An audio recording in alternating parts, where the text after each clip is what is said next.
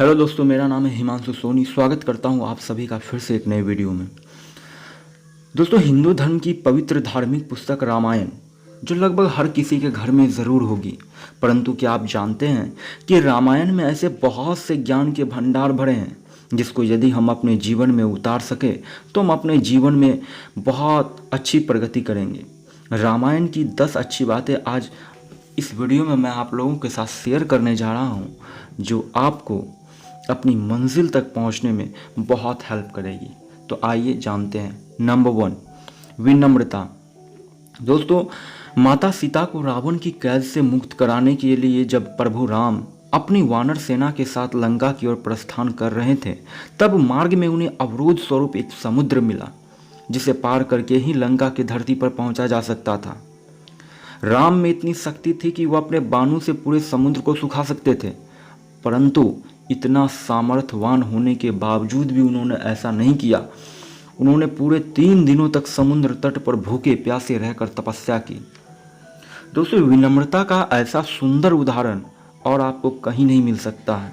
जहां सीता को ढूंढते हुए प्रभु राम को कई महीने बीत चुके हो, ऐसी स्थिति में उनके स्थान का पता लगने पर राम के मन में सीता के पास पहुंचने की कितना व्याकुलता रही होगी, यह समझा जा सकता है।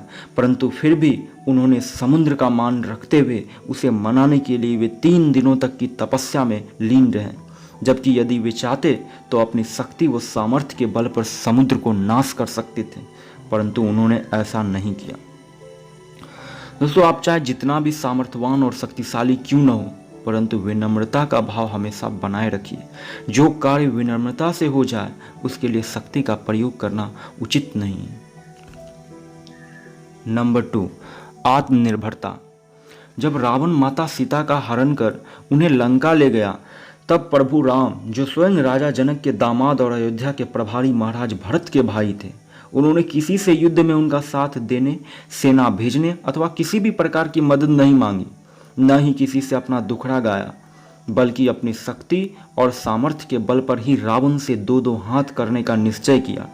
इस प्रकार प्रभु राम ने अपने पुरुषार्थ के बल पर अपनी शक्तियों को बढ़ाया, जिसके फलस्वरूप वे रावणी सेना के समानांतर एक विशाल सेना तैयार करने में सफल रहे, जिसके फलस्वरूप उन्होंने रावण पर विजय पाई। नंबर 3, अपनी शक्तियों का ज्ञान।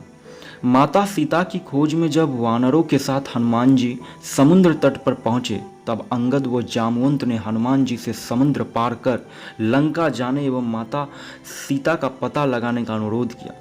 किंतु इतने बड़े समुद्र को पार कैसे किया जाए, यह वाकई एक बड़ा गंभीर सवाल था, परंतु इसका जवाब हनुमान जी को नहीं सूझ रहा था।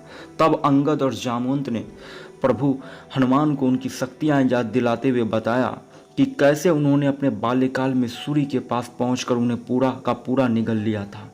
उन्होंने यह भी बताया कि हनुमान यदि चाहे तो इस विशाल समुद्र को भी अपनी एक छलांग में लांघ सकते हैं। इस प्रकार उनके याद दिलाने पर हनुमान जी को अपनी भूली हुई शक्तियां याद आई, जिसके उपरांत उन्होंने उस विशाल समुद्र को पार कर लंका पहुंचने और सीता माता को लगाया। दोस्तों, आप में भी ऐसे ही अपार ऊर्जा एवं शक्ति विराजमान है। ज़रूरत है बस उन्हें पहचानने की, जिसके बल पर आप विश्व में अपने पराक्रम का पताका लहरा सकते हैं। इसलिए अपनी क्षमताओं को कम आंकने की बजाय उन्हें जानने की कोशिश करें और अपने सपनों को साकार बनाएं। नंबर 4, धैर्य, पेशेंस। सीता की खोज में निकले राम ने जब सुग्रीव से मित्रता की, तब बरसात का समय आरंभ हो गया था।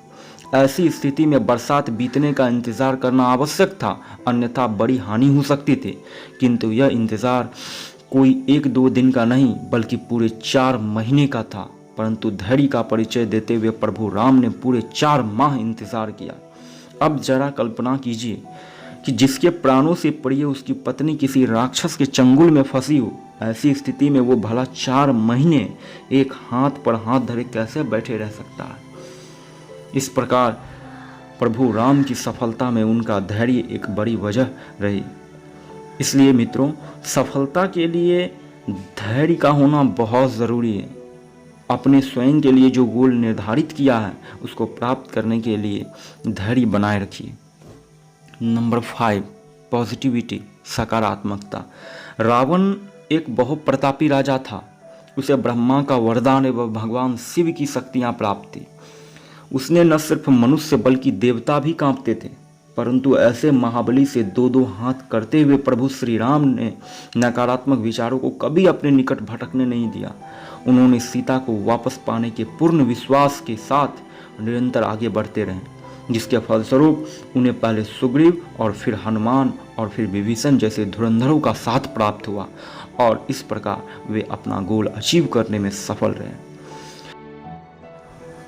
दोस्तों, आज की इस वीडियो में मैंने रामायण की वो 5 सीखें आपसे शेयर की जो आपको ज़िंदगी में बहुत काम आएंगी। अगली वीडियो में मैं और 5 सीखें आपसे शेयर करूंगा। सो अगर आपने इस चैनल को सब्सक्राइब नहीं किया तो सब्सक्राइब कर बेल आइकन को प्रेस कर दीजिए। तो आज की वीडियो में बस इतना ही। मिलते हैं कल फिर एक नए वीडियो।